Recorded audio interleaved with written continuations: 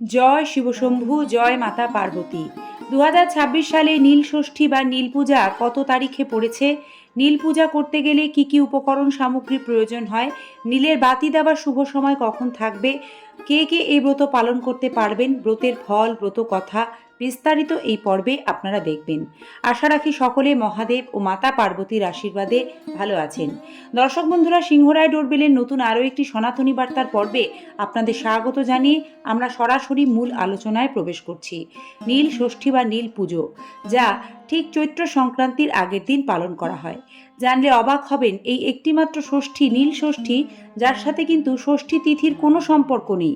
কিন্তু এই পুজো মায়েরা সন্তানের মঙ্গল কামনায় দীর্ঘায়ু প্রার্থনা করে মহাদেবের কাছে পুজো দেন। প্রতি বছর চৈত্র সংক্রান্তির আগে অর্থাৎ চড়ক উৎসবের ঠিক আগের দিন নীল পুজো পালিত হয়। সে মতো 2026 সালে ইংরাজি 13ই এপ্রিল ও 1432 বঙ্গাব্দে 29শে চৈত্র পড়েছে নীল পুজোর তারিখ। নীল পূজা করতে যে সামগ্রী বা উপকরণ প্রয়োজন হয় সেগুলি হলো কাঁচা দুধ, দই, ঘি, মধু, চিনি, গঙ্গা জল, বেলপাতা, চন্দন, শ্বেত চন্দন হতে হবে, আতপ চাল, বেল, ধুতুরা ফল, নীল অপরাজিতা ফুল, আকন্দ ফুলের মালা, নতুন মাটির প্রদীপ, ঘি, কাঁচা আম ইত্যাদি। নীল ষষ্ঠী ব্রত পালনের শুভ সময় ও নীলের বাতি দেওয়ার সময় কখন থাকবে? দর্শক বন্ধুরা, নীল পূজার কিন্তু কোনো বিশেষ মুহূর্ত আলাদা করে থাকে না। তবে নীল পূজার যে বাতি জ্বালানো সেটি সন্ধেবেলায় করাকে শুভ ধরা হয়। সেই বিচারে 2026 সালে নীলের বাতি দেওয়ার শুভ সময় থাকবে 13ই এপ্রিল সোমবার বিকেল 5টা বেজে 2 মিনিট থেকে সন্ধ্যা 7টা বেজে 15 মিনিটের মধ্যে। নীল পূজা ব্রত কিভাবে পালন করতে হয়? নীল ষষ্ঠীর দিন সারাদিন সন্তানের মায়েরা উপোস করে সন্ধ্যাবেলা শিবলিঙ্গে জল ঢালেন। এরপর শিবলিঙ্গে জল ঢেলে বেলপাতা, ফুল ও একটি ফল ছুঁয়ে রাখতে হয়। অপরাজিতা বা আকন্দ ফুলের মালা শিবলিঙ্গে পরিয়ে সব শেষে সন্তানের নামে একটি মোমবাতি জ্বালিয়ে প্রার্থনা করতে হয়। অনেকে ঘিয়ের বাতিও নীলের ঘরে প্রজ্বলন করেন। উপোস ভাঙার পর এই দিন ফল, সাবু ইত্যাদি এছাড়া ময়দার তৈরি খাবার খেতে পারেন। চালের তৈরি কোনো খাবার গ্রহণ করা চলে না। সৈন্ধব লবণ দিয়ে খাবার খেতে হয়। মনে করা হয় ব্রতের দিন নিষ্ঠাভাবে উপোস করে কিছু নিয়ম মানলে ভক্তের মনোবাঞ্ছা পূর্ণ করেন স্বয়ং দেবাদিদেব। দর্শক বন্ধুরা, নীল পূজা করে এই পূজার ব্রত কথা অবশ্যই শুনবেন।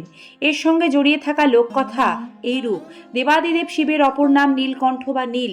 অনেকে মনে করেন শিবের সঙ্গে নীলচণ্ডিকা বা নীলাবতী পরমেশ্বরীর বিয়ে উপলক্ষে লৌকিক আচার অনুষ্ঠান সংঘটিত হয় এই দিন। শোনা যায় দক্ষযজ্ঞে দেহত্যাগের পর সতী পুনরায় নীলধ্বজ রাজার বিল্লবনে আবির্ভূত হন। এরপর রাজা তাকে নিজের মেয়ের মতো করে বড় করে শিবের সঙ্গে ফের বিয়ে দেন। বাসর ঘরে মক্ষিকা রূপ ধারণ করে মৃত্যুবরণ করেন তিনি।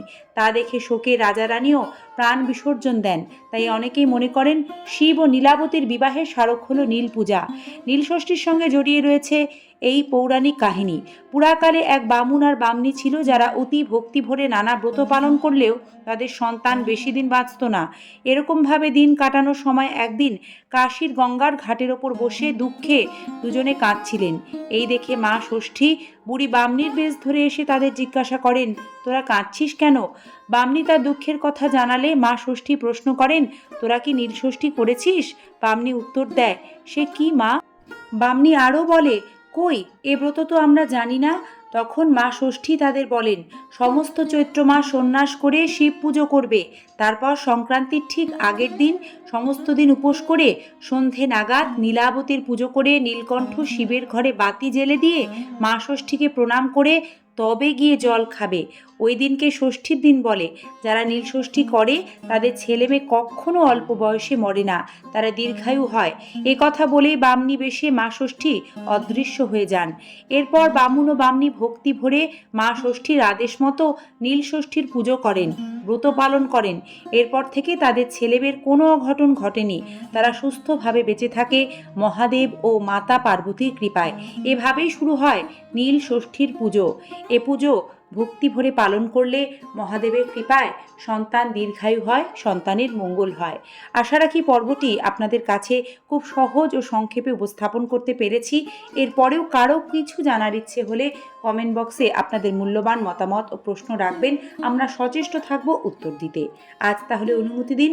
আপনাদের মূল্যবান সময় থেকে সম্পূর্ণ পর্বটি দেখার জন্য ধন্যবাদ। হর হর মহাদেব। মহাদেবের আশীর্বাদে সকলের মঙ্গল হোক।